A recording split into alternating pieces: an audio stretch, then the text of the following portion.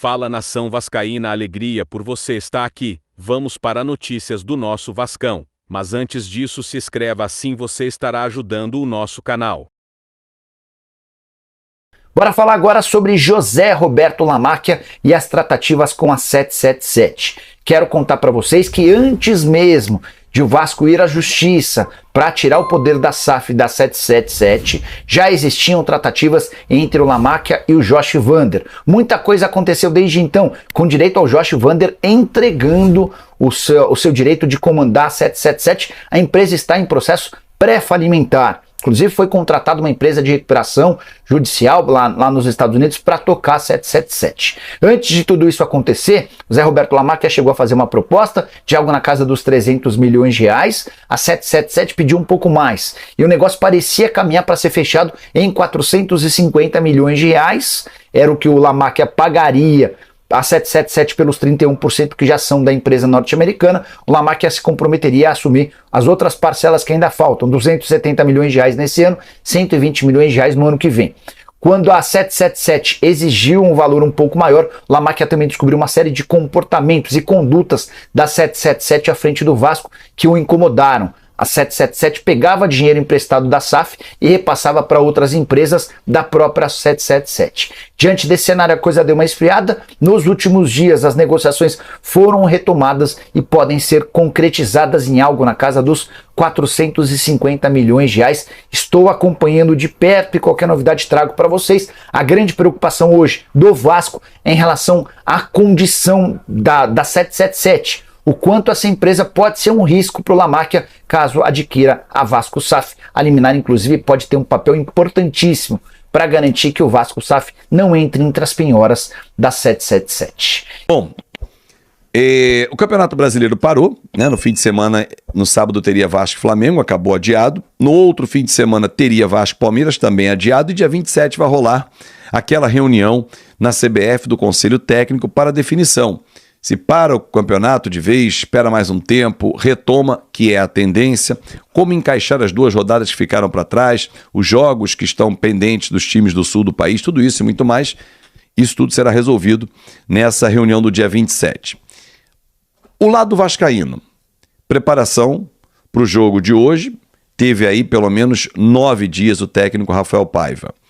O Álvaro Pacheco terá até o próximo compromisso, porque você hoje tem jogo com Fortaleza, não joga no fim de semana, só joga no outro fim de semana, ou seja, 12 dias, uma espécie de mini temporada ou intertemporada, que é um período de treinos dentro da temporada, para o Álvaro Pacheco conhecer o time. Só que hoje ele estará em São Januário acompanhando o time sob o comando do Rafael Paiva. O Vasco tem que se expor hoje, Azevedo. Fortaleza vem com desfalques. Não vou olhar o Fortaleza agora, tá? Vou olhar o Vasco. O Vasco tem condições de se expor. Jogar com 3 atacantes, peito aberto, partir para cima do adversário. O Vasco reativo é melhor do que o Vasco ativo, propositivo? As melhores atuações do Vasco foram quando ele resolveu mandar no jogo ou quando ele soube mandar no jogo? Há diferenças nessas frases todas, nessas perguntas todas que eu fiz para você, torcedor. Se não vejamos, quando o Vasco é propositivo, significa que ele tem que sair para o jogo. Ele tem que dar as cartas. Payet é um cara para dar as cartas. O meio-campo com o esforço e Galdames perde em marcação.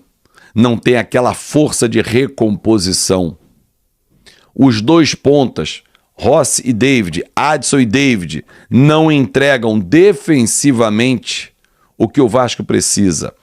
Talvez, e isso explique, o João Vitor jogar na lateral direita. Na minha visão, o Vasco propositivo, reativo, dá para compor durante o jogo essas situações? Dá. Você tem que montar um esquema hoje, na minha visão, mais compacto. Um 4-4-2 seria melhor encaixado para o Vasco. Por que não? Olha a minha proposta. Léo Jardim, João Vitor, Maicon, esse é titular absoluto, Léo, que jogou bem contra o Vitória também, Piton. Hugo Moura ou Zé Gabriel, famoso tanto faz, Esforça, Galdames, os 2 mais à frente, e o Payet, lá fechando esse losango. E 2 atacantes. Hoje, David e Verratti. O Adson sentiu um problema no joelho, se recuperou, mas não está 100%. Por quê? Nesse esquema, você teria 3 jogadores com menos poder de marcação. Verratti ajuda, o David ajuda, o Payet cerca um pouquinho, mas não são 3 marcadores. Se você cola um terceiro atacante e deixa o Payet de meia, são 4. Aí a matemática começa a sobrecarregar lá atrás. Quando o Vasco fecha a entrada da área, os seus zagueiros ficam menos expostos. E hoje é necessário, porque o time do Fortaleza, agora eu vou entrar no time do Fortaleza, do Vojvoda, tem jogadores talentosos, jogadores rápidos, e é um time que já joga junto há muito tempo. O Vojvoda está lá há 3 anos. Ele já conhece o Fortaleza. Ele já conhece os jogadores conhecem o que ele quer. E isso faz toda a diferença. Só que o Vasco, lá no Ceará, soube firmar o jogo. Jogou de forma reativa, teve algumas oportunidades, sofreu e trouxe um 0-0. Tem que saber agora ter inteligência para aproveitar esse momento. O Vasco tem um momento em casa, diante do seu torcedor, com 15 mil apaixonados que lá estarão em São Januário, empurrando o time do Vasco, para chegar a uma fase 8ª de final. E olha, o próprio Álvaro Pacheco, no desembarque, falou isso, lá em Portugal também, quando o Baran esteve lá, nosso amigo Leonardo Baran, fazendo um embarque do professor Álvaro Pacheco, e ele dizia da importância das Copas. A gente tem dado agora, ultimamente, mais importância à Copa do Brasil, né? A Copa Sul-Americana, as Copas continentais ou nacionais, elas pagam muito bem mesmo. Se você imaginar que se o Vasco for campeão da Copa do Brasil, bate 96 milhões em premiação, mais a vaga para Libertadores, mais premiação do seu patrocinador para aumentar a sua receita, visibilidade internacional no ano que vem, então tem que se dar muita importância a essa competição. E a cada fase que você vai avançando, o Pix vai caindo na conta. Isso é fundamental, porque todo orçamento de qualquer clube conta com esses avanços de fases, com colocações altas no Campeonato Brasileiro, porque isso tudo traz recursos. Mas, Azevedo, o técnico vai num 4-4-2, num 4-3-3, num 3-5-2, mistério. Álvaro Pacheco participou do treinamento, conversou muito com o Rafael Paiva, e tenho certeza que já vai colocar a mão ali, batendo um papo e tal, trocando uma ideia com o seu auxiliar. O Rafael deve ficar, inclusive, na comissão permanente do Vasco. Acho justo que ele tenha esse upgrade na carreira realmente. E que hoje o Vasco consiga um bom jogo diante de um grande adversário, porque dá moral.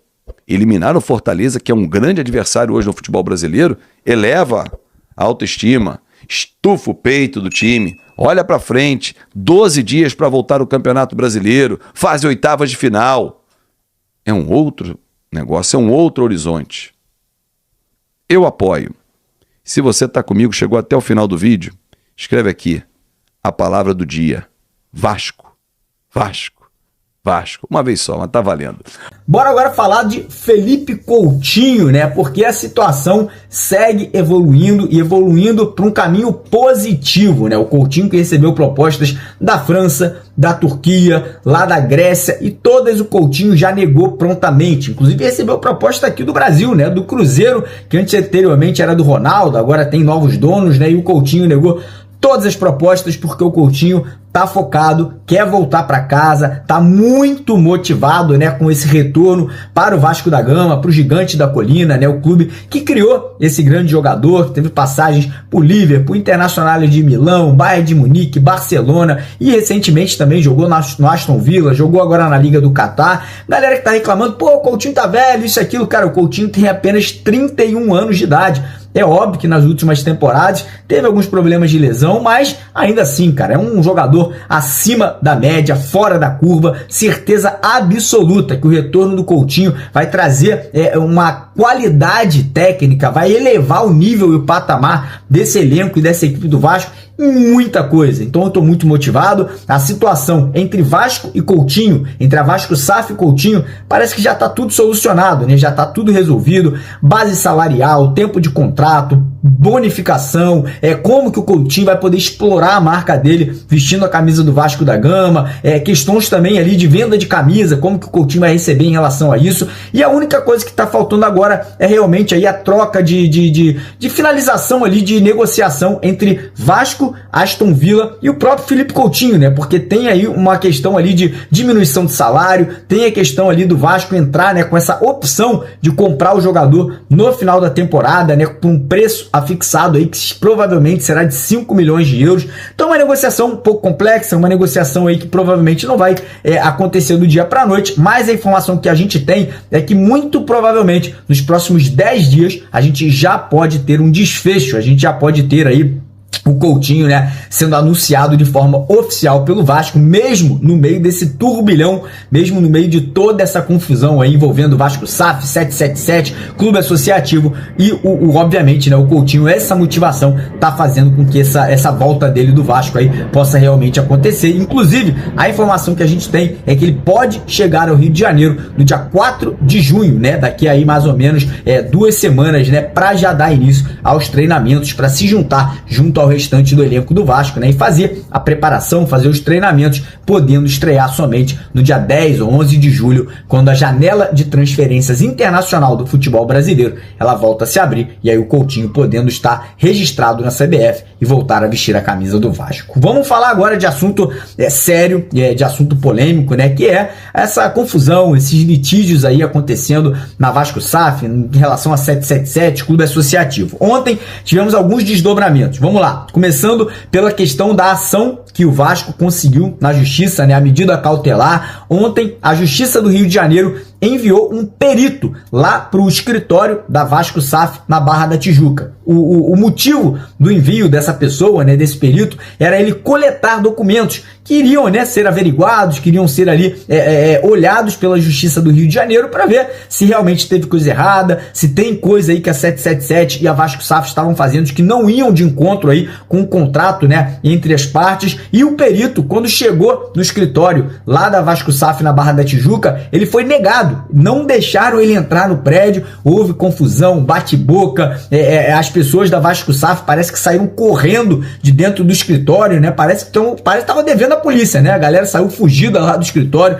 então a coisa ficou feia, não ficou bonito, não ficou bacana, né? Para a imagem da Vasco SAF, tudo que aconteceu ontem, e o cara não conseguiu cumprir a ordem judicial, né? É loucura, né?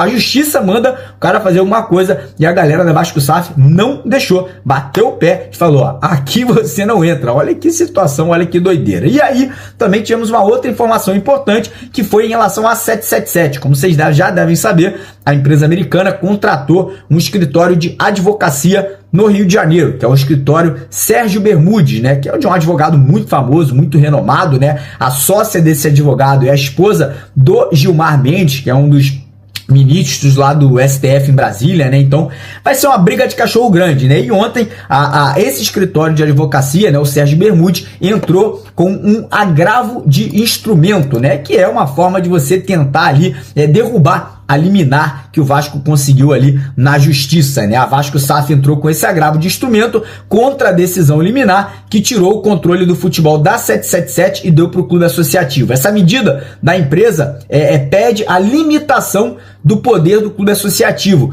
caso a liminar não venha a ser derrubada, né? E ela também requisita a formação de um conselho administrativo que seria equilibrado ali entre os sócios do Clube de Regatas Vasco da Gama. Então o que me parece é que a 77 já entendeu aí que a liminar não vai cair, né? Já entendeu aí que realmente a situação dela tá muito complexa, muito complicada em relação a tudo que aconteceu nos últimos meses, não só no Brasil, mas no mundo inteiro. E aí a gente também tem um outro desdobramento. A 777, entendendo o momento que ela vive, entendendo que vai ser muito complicado, muito difícil ela retomar o poder da Vasco SAF, né? Voltar ali a ser a empresa que é a sócia majoritária. 777 já aceitou negociar, né? Já sentou na mesa de negociação. E ontem tivemos mais uma informação importante, que é a seguinte: quem não se lembra, há mais ou menos um mês e meio atrás, o Josh Wander, ele veio ao Brasil, ele teve até um encontro com o Ramon Dias naquela ocasião, né? Teve uma reunião com o Ramon, teve uma reunião com o Pedrinho, que não foi nada boa essa reunião com o Pedrinho, né? O Pedrinho, naquele momento, entendeu que as partes iam seguir caminhos separados, e nessa vinda ao Brasil, a informação é que ele também teria tido uma reunião com o seu Lamáquia, que é o marido da Leila Pereira, que é o dono da Crefisa. E nessa reunião, ali, os dois conversaram sobre uma possível compra. Naquele momento, o Josh Wander, ele até aceitou negociar, mas estava, né, a 777 vivendo todo esse momento de instabilidade, todo esse momento, né, de estabilidade jurídica nos Estados Unidos. Então, a negociação não avançou muito, mas agora a situação está avançando. Agora a situação aí da 777 piorou ainda mais. O Josh Wander, o Steven Pasco, os dois estão fora da 777, e os novos comandantes ali entenderam que não tem mais clima, que não tem mais forma, né, deles se manterem na frente do futebol do Vasco, e a situação do seu Lamáquia realmente segue evoluindo. A gente pode ter aí coisas acontecendo nos próximos dias. Foi o que a gente falou ontem para vocês, né? Aí surgiu uma informação que a 777 teria estipulado um valor ali, que seria mais ou menos de 900 milhões de reais